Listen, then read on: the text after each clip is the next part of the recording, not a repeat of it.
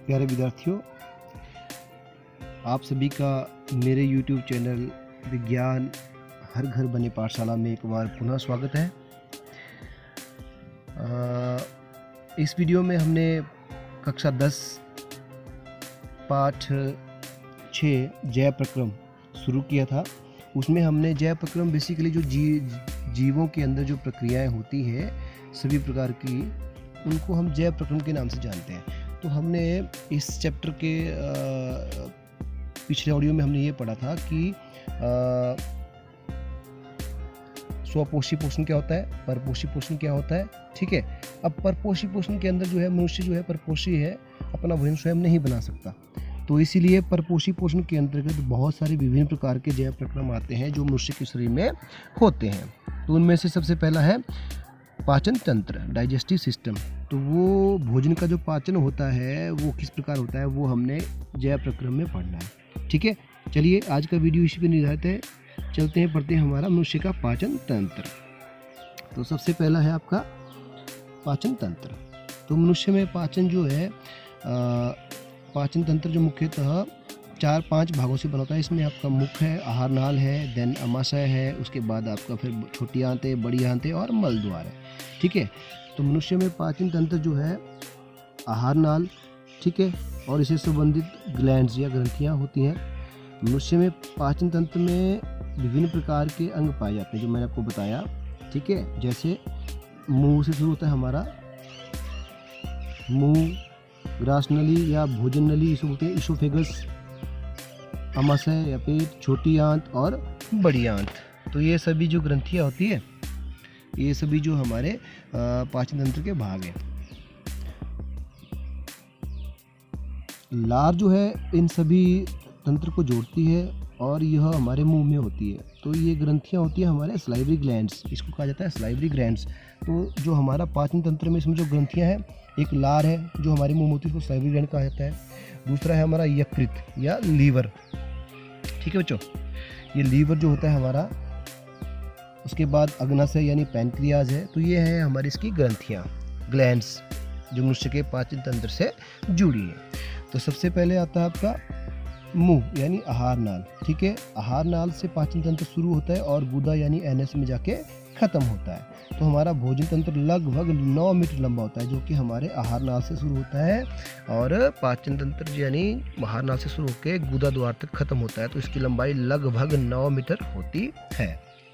ठीक है बच्चों, अब ये जो ग्रंथियां हैं, विभिन्न प्रकार की ग्रंथियां जो मैंने आपको बताई, ये अनेक प्रकार के पाचक रसों का स्राव करती है, सिक्रीशन करती है, बनाती है। तो अब हम इसको डिटेल से पढ़ते हैं। अब देखिए, मनुष्य के भीतर पाए जाने वाले पाचन तंत्र में विभिन्न चरणों में हम समझते हैं। सबसे पहला चरण क्या है? देखिए, पाचन तंत्र में सबसे पहला होता है अंतःग्रहण यानी भोजन को खाना। सबसे पहला चरण है अंतःग्रहण, भोजन को खाना यानी इंजेशन, इसको बोलते हैं हम इंजेशन। इसके अंतर्गत क्या होते हैं? हम मनुष्य जो है भोजन मुंह के माध्यम से खाते हैं। आपको पता ही है, अपने हाथों से हम मुंह में डालते हैं। ठीक है, उसके बाद क्या करते हैं हम? दूसरा चरण है, पहला तो हो गया हमारा इंजेशन यानी भोजन को खाना, वो हो गया खत्म। दूसरा चरण शुरू होता है वो हमारा डाइजेशन यानी मेन टॉपिक जो भोजन का पाचन तंत्र का, ह्यूमन के पाचन तंत्र का है, वो है डाइजेशन। तो इसके 5 चरण है। पहला हो गया आपका इंजेशन यानी भोजन को खाना, निगलना। दूसरा हो गया आपका पाचन। ये सबसे महत्वपूर्ण चरण है। अब कैसे कैसे होता है ये देखिए। सबसे पहले आपका पाचन जो हो जाता है मुंह से शुरू होता है। आपके मुंह में दांत होते हैं, दांत और लार ग्रंथि होती है हमारे मुंह में जो कि भोजन के साथ मिल जाती है। तो पाचन की प्रक्रिया, जब हम मुंह में भोजन डालते हैं तो दांत उसे चबाना शुरू करते हैं और जीभ और लार ग्रंथियाँ होती हैं जो कि भोजन में लार को मिलाकर छोटे छोटे टुकड़ों में भोजन को बांट देती है। इस प्रकार जो भोजन चबाता जाता है और पिसता जाता है। इसीलिए दांत भौतिक पाचन में मदद करते हैं। दांत जो है हमारे भोजन के भौतिक पाचन में मदद करते हैं। हमारे भोजन में मुंह में पाई जाने वाली लाल ग्रंथियाँ जो होती है वह भोजन के साथ मिलकर भोजन को पचाना शुरू कर देती है और एक बाउल का रूप दे देती है, गोले का रूप दे देती है। ठीक है बच्चों, ये देखिए आप, ये है ह्यूमन पाचन तंत्र। ठीक है, तो सबसे पहले आपका लार ग्रंथि होती है मुंह में, यहाँ से भोजन आया, मुंह में हमने चबाया, यहाँ पे लार ग्रंथि होती है जीभ में, वो लार स्राव करती है, फिर वहाँ भोजन मिलता है और एक गोले के रूप में, बाउल के रूप में नीचे जाता है। तो ये नीचे जाता था, इसके थ्रू ये हो गया आपकी आहार नाल। इस तरफ से जाता है हमारा भोजन, इसको बोला जाता है आहार नाल, ठीक है, या इसोफेगस बोलते हैं ग्रसिका बेसिकली। आहार नाल तो मुंह से शुरू होती है और गुदा द्वार तक जाती है, पूरे को आहार नाल ही कहा जाता है। लेकिन ये जो गले से लेके हमारे अमाशय तक होती है, ये होती है आपकी ग्रसिका, ठीक है।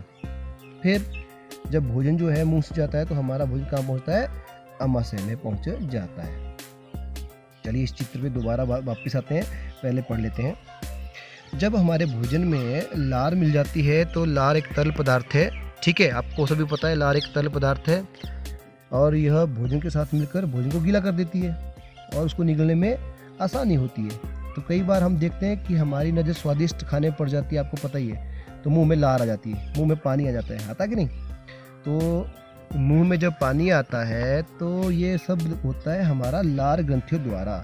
यानी जब हम कोई भी रसीली चीज़ जो मन को भाती है उसको देखते हैं तो अपने आप हमारे मुंह में जो है लारा ग्रंथियाँ जो होती हैं लार उत्पन्न कर देती हैं, ठीक है। इस लार में होता है हमारा एक एंजाइम जिसको बोलते हैं हम सलाइवरी अमाइलेज। क्या बोलते हैं, salivary amylase. Salivary amylase enzyme होता है। ये एंजाइम क्या करता है, यह भोजन को छोटे छोटे टुकड़ों में तोड़ना शुरू कर देता है। सॉरी।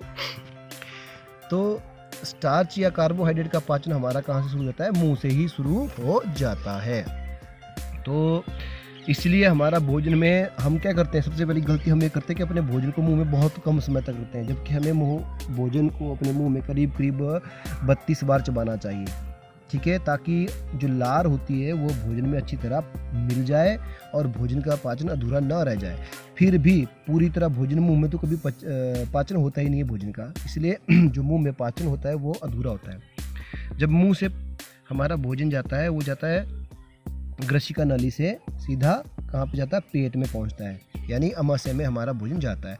अब अमाशय क्या होता है, अमाशय जो है जैसे मैंने आपको चित्र में बताया यहाँ देखिए, ये है अमाशय, ये हमारा अमाशय है, ठीक है।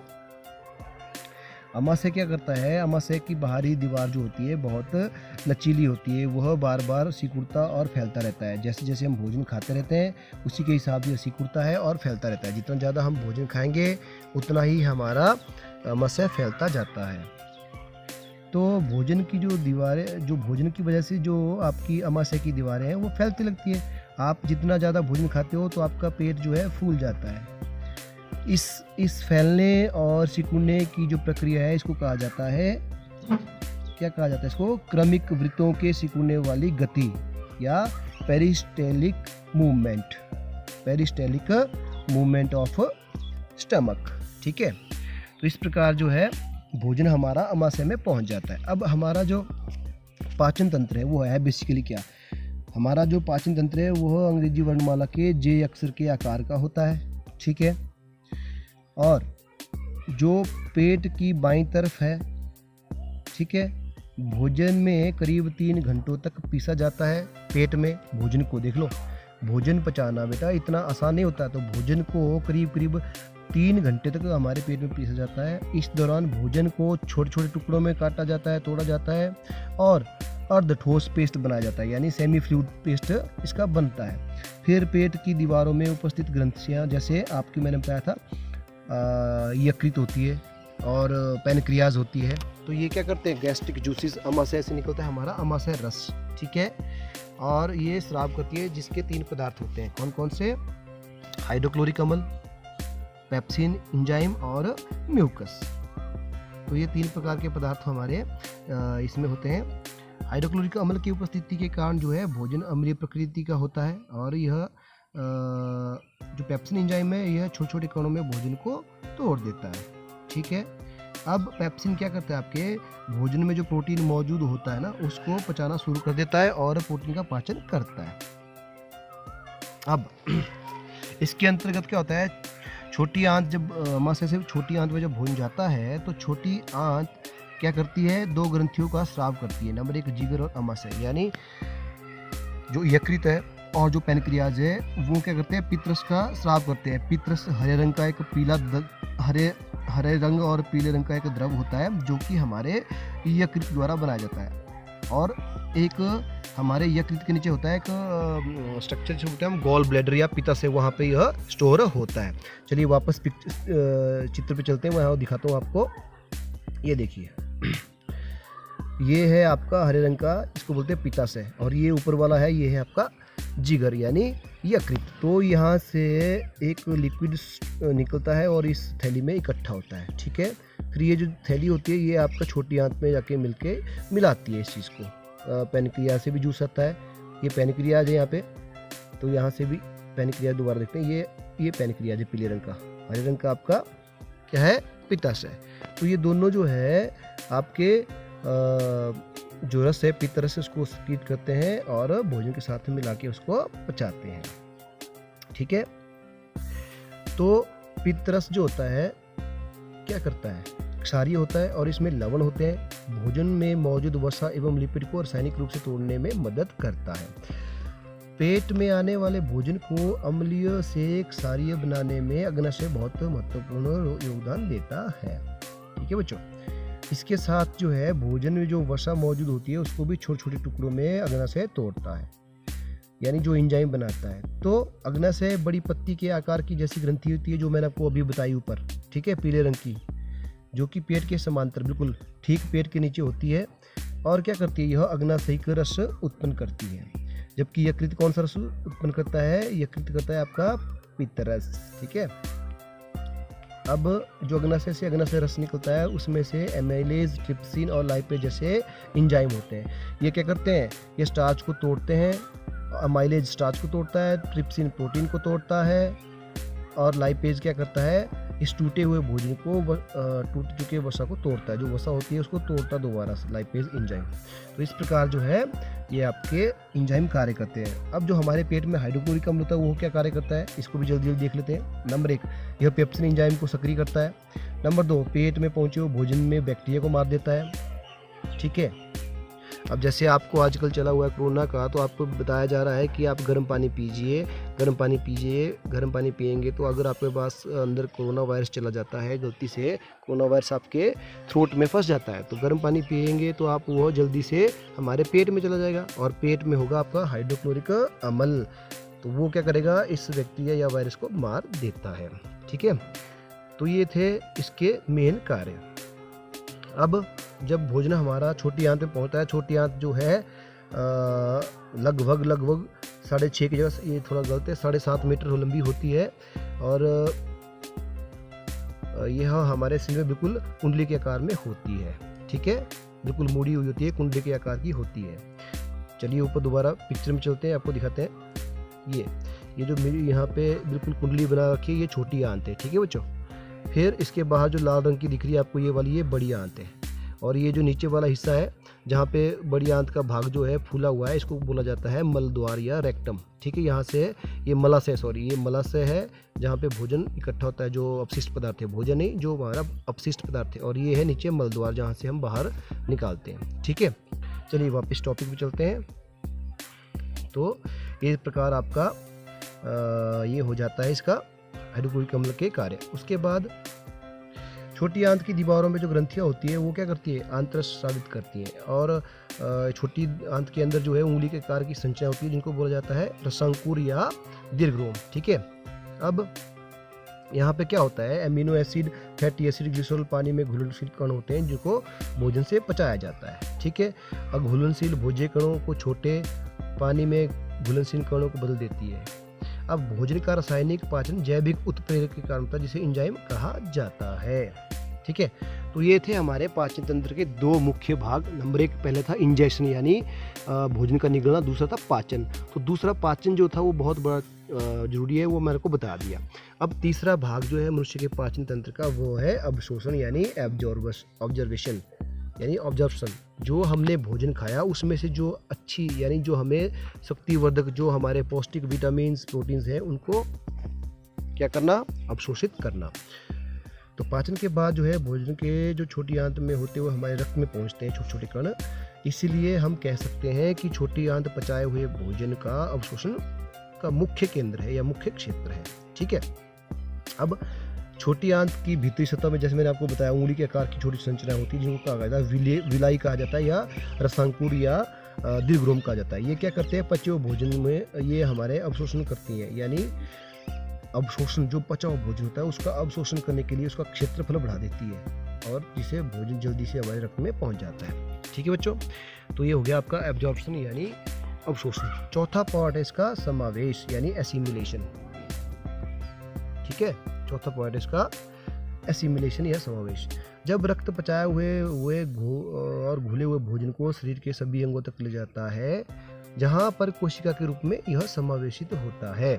सब कोशिकाएं होती है उसके अंदर ये सारा जाता है। अब शरीर की कोशिकाएं आपको पता ही है पूरे अंगों का निर्माण करती है, तो ये कोशिकाएं भोजन का प्रयोग प्राप्त करके साथ साथ शरीर के विकास और मरम्मत में भी सहायता करती है। ठीक है, तो जो अपचा हुआ भोजन, जो भोजन का अपचा नहीं होता है, वो यकृत में कार्बोहाइड्रेट के रूप में जमा होता है, जिसे ग्लाइकोजन कहते हैं। ठीक है, इसे क्या कहते हैं, ग्लाइकोजन। अपचे हुए भोजन को जो यकृत में इकट्ठा होता है ग्लाइकोजन कहा जाता है, और इसमें शरीर का इसका उपयोग कर सकता है। ये भी हो गया आपका एसिमिलेशन और समावेश। अब लास्ट पार्ट बढ़ता है हमारे पाचन तंत्र का, वो है मल त्याग। हालांकि आप बच्चे 10वीं क्लास के बच्चे हैं, आपको इसका पूरी जानकारी, क्योंकि आप 10वीं में तभी पहुंचे जब आपने ये चीज़ें पढ़ ली है पिछली कक्षाओं में।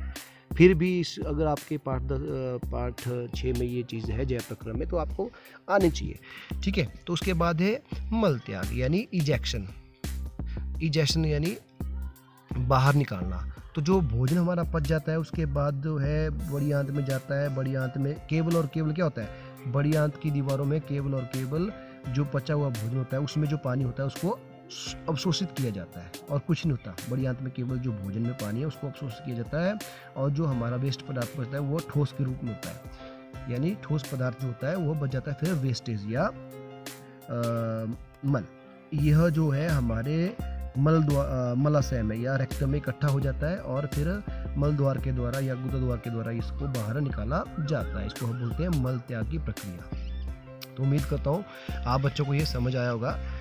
अब इसमें एक और चीज़ है दंत क्षय। मैंने आपको बताया था दांतों क्षय कैसे होता है। दांतों में छोटे गड्ढे या बड़े गड्ढे बनना, ये होता है अम्ल वाले बैक्टीरिया से। यानी जो हम ऐसा भोजन खाएं जिसमें अम्ल हो और जिसमें बैक्टीरिया हो जो दांतों की इनेमल बाहरी परत को क्षतिग्रस्त कर दे, उसको बोलते हैं दंत क्षय। ठीक है, तो बैक्टीरिया जो है भोजन के साथ जो है कुछ बैक्टीरिया होते हैं वो हमारे दांतों के साथ कोशिकाओं में चिपक जाते हैं और दांतों का पीलापन उत्पन्न करते हैं, जिसको बोला जाता है डेंटल प्लेग या पट्टिका, दंत पट्टिका। ठीक है बच्चों, तो इस प्रकार जो है आपका जय प्रक्रम का जो मुख्य प्रक्रम था भोजन का पाचन या अवशोषण, वह खत्म होता है। तो उम्मीद करता हूँ आपको ये वीडियो समझ आया होगा और अच्छा लगा होगा। मिलते हैं अगले जय प्रक्रम के लिए अगले वीडियो में। ठीक है बच्चों, तब तक के लिए अपना ध्यान रखिए और पढ़ते रहिए। बाय।